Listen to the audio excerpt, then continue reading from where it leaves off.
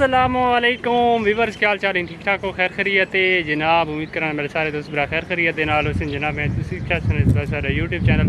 तोशी भाई जनाब। अगर तुम सारे चैनल तो नवे सारे चैनल सब्सक्राइब कर छोड़ो, नाल ही बेल आइकन दे बटन प्रेस कर छोड़ो ताकि इस तरह की हर नवी आने वाली तक पहुंच जाए। तो वीवर्स माशाल्लाह टाइम थी खड़े असर दा ते असां एक खड़ोते असे नहर दे उत्ते ते सही तक मिल गया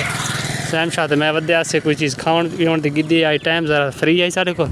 तो घोड़े ते थोक दिखाऊँ भाई कोई वीडियो शॉर्ट वीडियो वगैरह शूट की। घोड़ा ये नवा आई पिया तो वह पैन पे तक सवार कराऊंगा, लेकिन ये नवा घोड़ा है तो हेलो को नहीं नवे बंदे को मालो वैसे तो बता सा सीन को बिया नहीं वजे कि गाल है मास्क ला जा नहीं बस सवारी तरिया की थी घोड़े देते है नहीं यार सवारी तो मैं शौक को नहीं असल च अगर दूजा घोड़ा होंदा ना तो बादशाह को सवार करावे बताइए। हूँ इस घोड़े के उत्ते तो नवा घोड़ा वादा भी मैं तैयार करांदा वादा। हाँ तो अच्छा हूँ के प्रोग्राम है कि चली नाले जाल देर और असा कोई चीज़ खावन देखी ना है नाल ठीक है। तो असा भाई यार चलो टाइम माशाल्लाह मौसम बहुत अच्छा थी कड़ा ये लग रही बारिशा वगैरह ना आवन बारिशा दिसाते पैन हफ्ते ताईं तो कणक थोक दिखाऊँ भी माशाल्लाह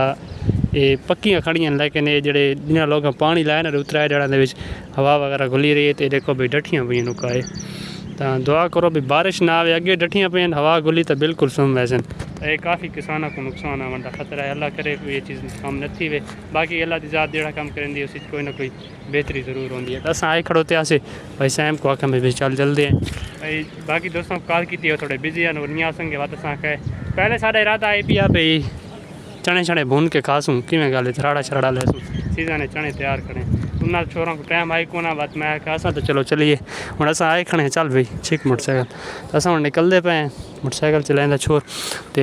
बात उतना ही मन के तो बिया उतना ही माहौल लिखे नहीं जनाब। अस पहुँच चुके हैं इतना झाल दे कोल देखो तो चने साढ़े इलाके दे तकरीबन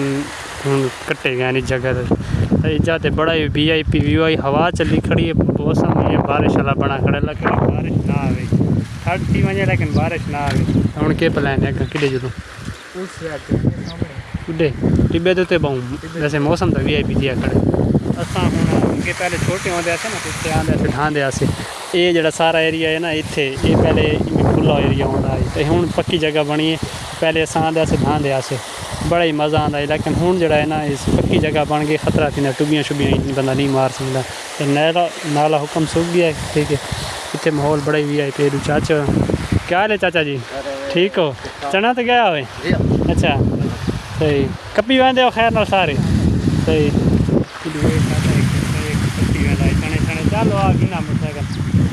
निकले रहने असा बजना वो सामने वाली मणी तो ये जिथे बंदे घाटे खड़े इस एरिए के असा मैंने इतने तो टिब्बा शिब्बा तो है भी लेकिन मोटरसाइकिल तो आहिस्ता आहिस्ता पहुँच वैसे चल भाई चलिए मोटरसाइकिल मैंने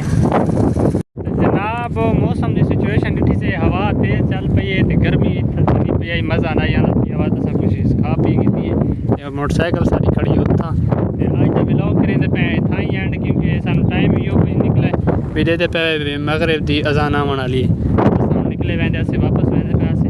अज बड़ा इंजॉय किया हवा तेज चली खड़ी है तो आवाज़ ही मेरी घाटा नहीं पी उसी। अगर सारी वीडियो अच्छी लगी हो सारे चैनल सब्सक्राइब करना मेरी वीडियो को लाइक